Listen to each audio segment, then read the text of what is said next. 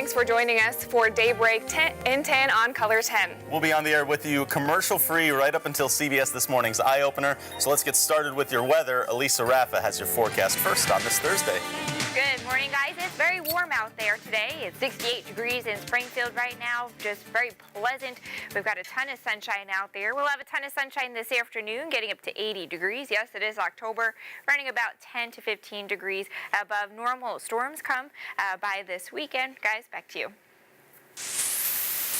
Well, thanks, Elisa. New this morning, multiple fire crews from the Ozarks responded after an explosion sent a house up in flames near Bodark. According to firefighters, the call came in around 9:30 last night for a home on West State Highway T after someone reported hearing at least one, possibly two explosions.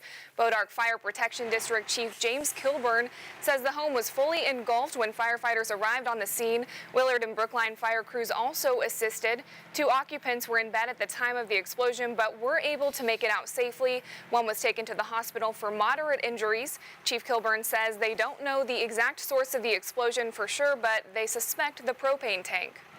I recommend that they have their propane supplier check their tank, have their furnace, propane-powered water heaters, any other propane-powered appliances, that have them checked out, on a regular basis, probably at least annually, and coming into this cooler weather, we definitely need to have their furnaces checked out. An investigation is underway to determine the exact cause of that explosion. And around the region, police are investigating a triple shooting that killed at least one person in Reynolds County, Missouri. Authorities say it happened around 4 p.m. yesterday inside a home along Missouri Highway 106 in Ellington. According to Reynolds County Sheriff Tom Stout, one female victim was flown to a St. Louis hospital but later died. A second female victim and a male victim were also flown to area hospitals with gunshot wounds. Authorities describe the suspects as two men that may be driving a dark blue sedan with a spoiler, and police added that car could be a Saturn. Anyone with info is asked to call the Missouri Highway Patrol or the Reynolds County Sheriff's Department. The Missouri State Highway Patrol is now offering a reward for help in capturing two Pemiscot County escapees. William Carter and Joseph Latimondier broke out of the Pemiscot County Justice Center early Sunday morning. Latimondier on the left is facing numerous charges, including theft and resisting arrest. Carter was being held pending a court appearance for first-degree murder. A $1,000 reward is now being offered for information leading to their arrests. Anyone with information on the whereabouts of Carter or Latimondier are asked to call the Missouri State Highway Patrol at that number on your screen. A former Tulsa, Oklahoma police officer is facing prison time after being found guilty of first-degree manslaughter. Former Tulsa police officer Shannon Kepler was found guilty yesterday of killing his daughter's boyfriend, Jeremy Lake. Attorneys for Kepler say he pulled the trigger because Lake pulled a gun on him, but officers who were on the scene say they did not see any gun on or around Lake's body. The jury is recommending a sentence of 15 years in prison, and a sentencing hearing is scheduled for November 20th. And more than 440,000 Missourians will participate in a national earthquake drill known as the Great Shakeout today. Drills will be held simultaneously in communities across the country at exactly 10:19 this morning. The Federal Emergency Management Agency coordinates the annual project. FEMA says at least 40 states have some potential for earthquakes, including Missouri. It has the New Madrid Fault running through the Boot Heel portion of the state. The drill teaches people what they need to do if there's an earthquake. Experts say the best way to protect yourself is to drop your hands and knees and get under a desk if possible. Cover your head and neck with your hands and arms and hold on until the shaking stops.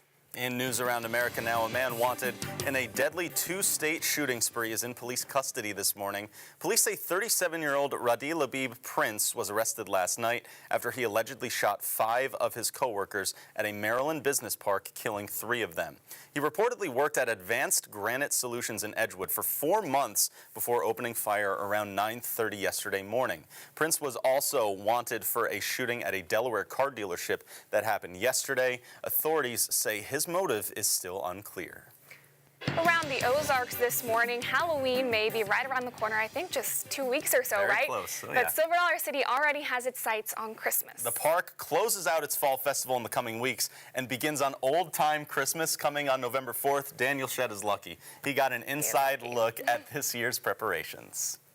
A pumpkin's fall, as it slowly fades to winter, I've just always loved Christmas. is a lot like waiting for that present under the tree. Power source is under that little box right there. It happens in steps, taken by the shoes of a 7-year veteran, You just have to live it and love it. the supervisor, over Christmas. We come in and use every morning when the park is closed to utilize that to our advantage, plus every closed day to maximize the amount of hours. Richard Biddle and his team started the transformation on July 18th, 3.5 months before Silver Dollar City welcomes St. Nick.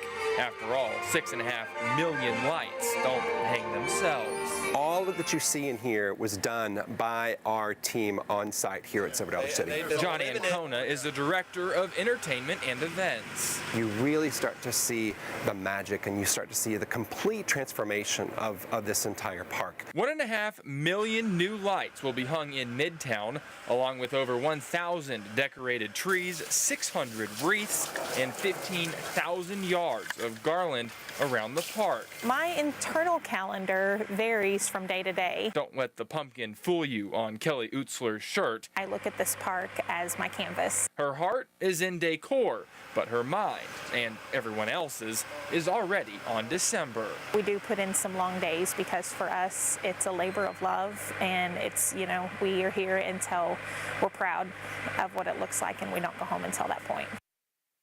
That was our Daniel Shedd reporting there, and the power bill has got to be high for all those lights, but they're working on making it cheaper. The park plans on having 100% LED lights by next year. Still too early. I think it's still too You early. have to get ready in advance. That's all right. Yeah, I'm getting ready to turn on Christmas music, I think. Oh no. We've got a few Google Trends going before we get you out the door on this Thursday. Checking in, actually number 2 right now, Florida College is bracing for protests over a white nationalist speech. We're talking about Richard Spencer, who is going to speak at the University of Florida this afternoon. I read that Florida has spent $500,000 in extra security for this. Oh, wow. I was going to say it's good that they're preparing ahead of time, but that's more than I would have expected. Right. They postponed the event that he was supposed to do in September due to what happened in Charlottesville, and now it's rescheduled because he booked the place. So there. A little bit of odd news, maybe. Billy Joel expecting a 3rd child. How old is he? 68. Okay. You might say congratulations, but yeah, he's 68. Do you know that because of our birthday segment? Did you cheat on that? Sometimes I cheat, it's all right. That's not something you see every day, though. We do have some good news, though, too. Chris Long, Eagles defensive end, we spoke about this earlier, donated his first 6 game checks from the NFL this year to education in Charlottesville. He's now going to donate them to cities in Boston, Philly, and New England, and St. Louis, rather. So, Good for him. very good to see. And a good day for us to get outside on this Thursday. Yeah, gorgeous out there, lots of sunshine, a high of 80. All right. That's what we like to hear. Thanks for watching, everyone. Have a good day. We'll have more news for you coming in 25 minutes.